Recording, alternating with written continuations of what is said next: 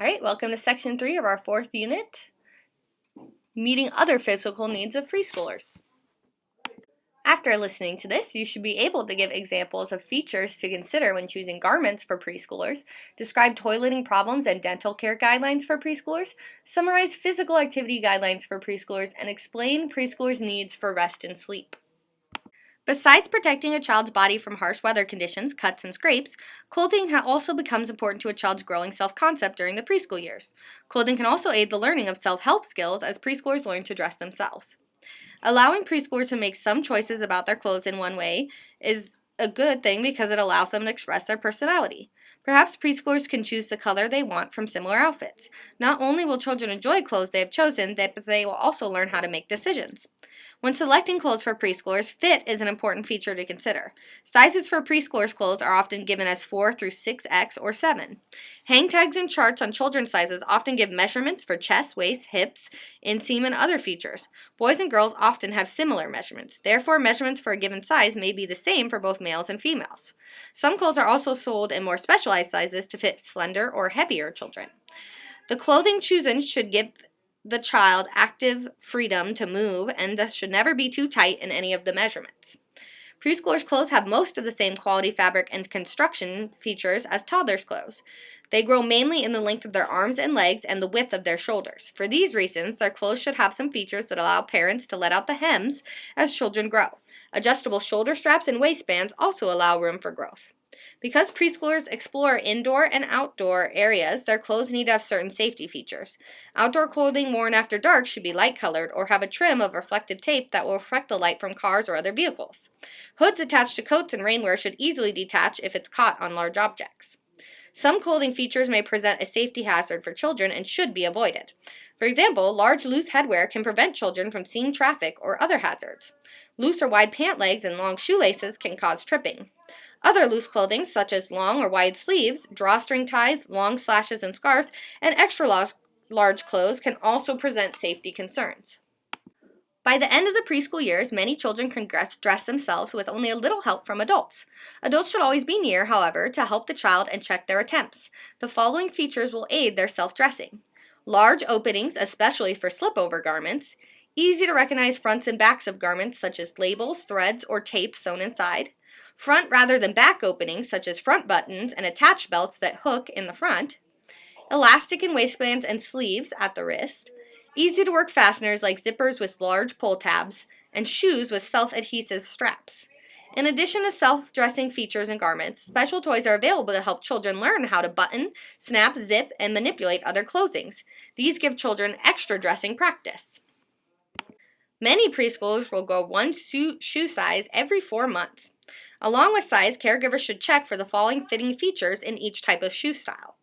Activity shoes. Look for flexible soles that are 1/4 to 3/8 inch thick to absorb the pounding of walking, running, and jumping. Sneakers and athletic shoes. Make sure arch support is in the correct position. Check fit with the socks to be worn with the shoes. Socks are often bulky, which means they need larger shoes. Sandals. Consider adjustable straps and buckles that don't press into the foot. Dress shoes. Make sure the sole is as flexible as possible. The thin soles of dress shoes do not absorb pounding. For this reason, they should be only worn for short periods of time. By the preschool stage, children have begun to learn and establish hygiene practices. They still need help and supervision in completing hygiene tasks, including using the bathroom and brushing their teeth. Toileting accidents occur once in a while with preschoolers. Daytime accidents are most often a result of them waiting too long to go to the bathroom. Children may need reminders to go to the bathroom after they wake up in the morning or from naps, before going outside, and before and after meals, and before leaving the house. This seems to be the major cure for their bedtime. Time is a good cure for their bedtime toileting accidents. Most children are not night trained in toilet learning until at least 3 years old. For a child over 3, involuntary urination 2 or more times a week for at least 3 months is called enuresis. Sometimes people use the term to apply to bedwetting when the child no longer has daytime accidents. There may be many causes of bedtime accidents in the late preschool years or even the school age years. Possible causes include inherited problems like genetics, not being breastfed for 3 or more months in infancy, urinary tract problems, deep sleeping, constipation causing pressure on their bladder, too much fluid in the evening hours, and fear of getting up in the dark. Children often outgrow these problems within a few years. For children who are afraid to get up in the middle of the night, a nightlight near the child's bed and in the bathroom may help reduce their fears. Dim hallway lights or a dimly lit path to the bathroom may also help. If toilet accidents still occur, medical help may be needed. For dental care, preschoolers are prone to cavities, which are areas of decay in your teeth. Plaque, a sticky mineral deposit coating the teeth, while it colonizes bacteria on food particles left in the mouth, can cause cavities and lead to gum disease. To help prevent tooth decay and gum disease, adults should make sure preschoolers brush their teeth twice a day with a fluoride toothpaste.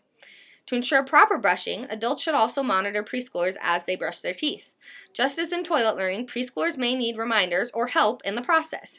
For example, preschoolers may need help from an adult to squeeze a pea-sized amount of toothpaste onto their toothbrush. Once children have two or more teeth that are touching, parents and caregivers should also floss their teeth once a day.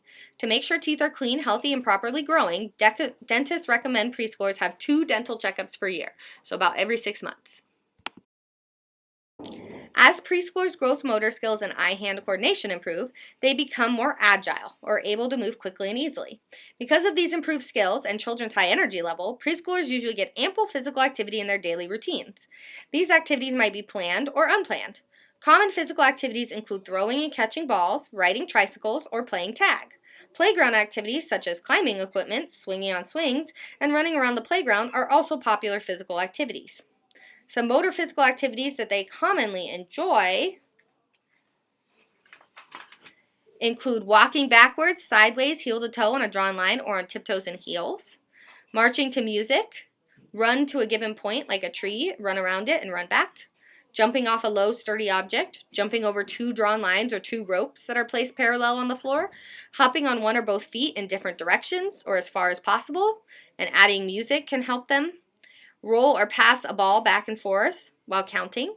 Throw and catch balls, bouncing balloons from the hand or toss balloons to different distances, riding tricycles and scooters, push strollers and pull wagons, climb, slide, and swing on playground equipment, crawl through straight and curved tunnels or a tunnel on a hill, walk forward and backward on a balance beam and use specific arm movements such as a bird flapping its wings while on the balance beam, dancing freestyle or to songs with movements like I'm a Little Teapot, using pretend movements to music like planes and animals, playing red light, green light or circle games, singing to use movements like heads, shoulders, knees, and toes, or the hokey pokey, and playing a modified version of hopscotch. For fine motor activities, they like to engage in sand play, cooking activities, art activities, and playing with a toy carpenter bench. They like to learn finger plays like the Itsy Bitsy Spider. They use manipulative toys like stringing beads, lacing cards, small blocks and tinker toys, and cube block designs. They use finger puppets with stories, songs, poems, and finger plays. They trace with templates or cookie cutters for eye-hand coordination, and clip clothespins to the rims of containers or the edges of cardboard, and punch holes with a single hole punch to strengthen their fingers. Parents can encourage physical activity and help them avoid a sedentary lifestyle.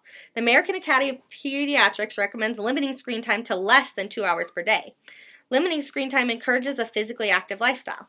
You can encourage activity by enrolling your children in classes and programs like swim or gymnastic classes. You can also structure indoor activities for preschoolers when outdoor play isn't an option. Preschoolers need about 11 to 13 hours of sleep daily. Sleep needs are somewhat individual, but young preschoolers often need more sleep than old preschoolers. Most children give up daytime naps during the preschool years. Preschoolers still want and need a bedtime ritual. If bedtime rules have been enforced in the toddler years, most accept them during the preschool years. Fears of the dark and monsters still exist, but many preschoolers develop their own routines to help ease such stress. Locking windows or sleeping with a doll or stuffed animal may help comfort the child. Alright guys, that is the end of this unit. Thank you very much for listening.